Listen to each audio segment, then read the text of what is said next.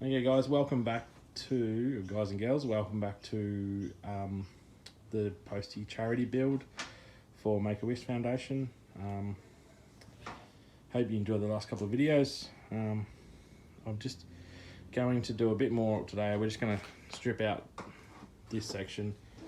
I want to get the frame stripped down, ready for paint. I'm in two minds whether to paint it or to get it powder coated.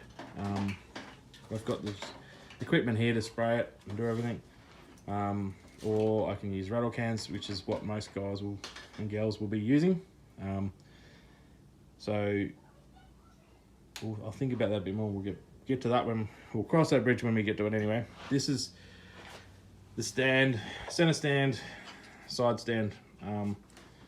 There is another side stand that will come out on the other side. That actually bolts up underneath the engine, is separate to that. And this part, it's incorporated with the foot pegs. I know a couple of guys have done the build. They got back to this point, and if you strip it down and you leave it for, it could be a year, and then you come back to it, it's hard to remember where all these springs and bits go. So this one's pretty much standard, so I thought I'd just go through it. For people at the point where they're putting this back on, or if we're pulling it down, just so we can go back to it as a reference, because I know I will be, because by the time we get back to it, I will have forgotten where one spring will go. So this is our brake switch here. So it has a small spring that goes inside the larger spring. It hooks up around the spring. I know a few people have tried to get it through here, but it actually does go on the actual coil of the spring and just through there. So adding the foot levers, pulled, it turns the switch on and off. Now the other one is this bracket here, and this is the spring holder for the center stand. It goes, see if I can get a better view for you from the top. Just change the angle. That doesn't hurt much. It goes up here, there's a little lug here, and it fits in there, and then the spring goes to the center stand. It actually moves around, it's not completely solid. As the stand goes down, it's a little bit rusty and stiff, it goes down with it and swings back up. This bolt's loose here at the moment, that tightened up.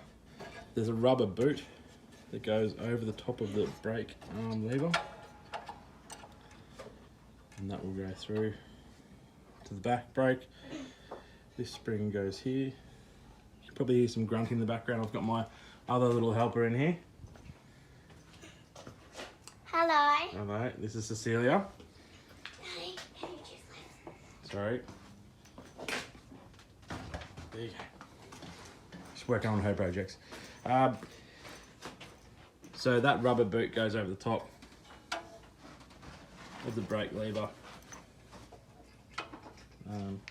Sits on top and goes behind it just to stop it rattling around. This spring's pretty self-explanatory. As you can see through here, got the stand. There's a rubber stopper. You can see him in there. Sits on there, and that when the engine's in, that stand comes up. That rubber stopper hits the back of the engine itself, and that will hold the center stand where it needs to be. This bolt goes through all the way here, which releases all of this. This bolt, or this section here, is fixed and has a nut on the end of it. This one's actually bent, I've noticed that. I don't know, it's going to cause me some issues later on. I'll just have to suss it out and have a look at it. Everything sort of seems still lined up. It's just, I think from the years of the stand hitting it, it's bent it up. So I'll check that out. I've just disconnected a couple of springs to take this apart, just so we can see how it goes. Earlier where these were connected, this one went to the brake switch here, this one to here, and both onto the brake, with that one being up on the coil. Disconnected this spring, which goes to the center stand, which then releases this. This looks like a bit of persuasion. If we push it down, It'll be easy once we take it off. We can remove that. So we'll just undo the last bolts. Okay. So that's your stand. A bit easier. I'm just trying to take this brake pedal off. If we tip it around like this,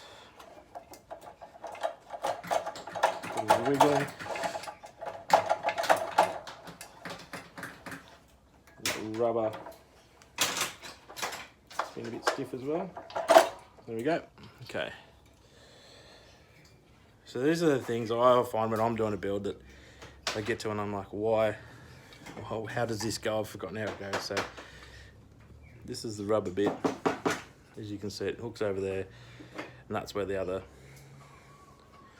bolt down here comes through as well. Obviously slides over the top of this lever for the brake. This is pretty bent up, but this should be a straight rod that goes to the back brake, which actually activates the back brake. So now that that's all off, it's just a matter of removing this bolt through here for the center stand. Then should be able to take the center stand out. I'll have a go at that now. So I removed that center stand.